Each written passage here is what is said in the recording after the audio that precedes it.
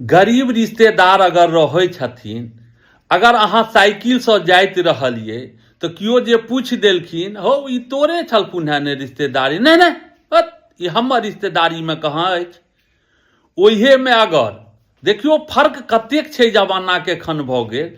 ओहे में अगर बाइक से छिए तो कियो अगर जे पूछ देलकन यो अहीं के रिश्तेदार, हाँ हाँ वो दूर के रिश्तेदारी छथि हमरे, लेकिन दूर के ओ रिश्तेदारी में छथि।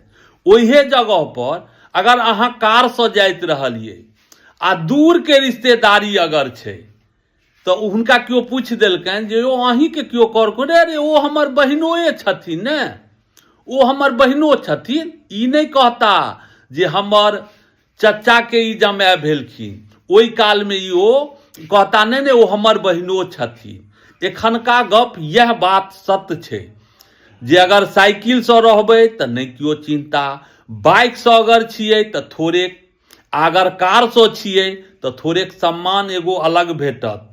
तैं कियो आदमी थोड़ेक एहि गप पर कनी बुरा नहीं लेबै, एखनका जे देख रहल छिए वह सत्य छै। यौ साइकिलो पर अगर वो आदमी चढ़ते तो वो बदल जेतै, या कारे पर चलते तो वो बदल जेतै, ओकरा नांगद लटक जेतै, या बाइक पर चलते ओकरा नांगद नहीं ने लटक जेतै।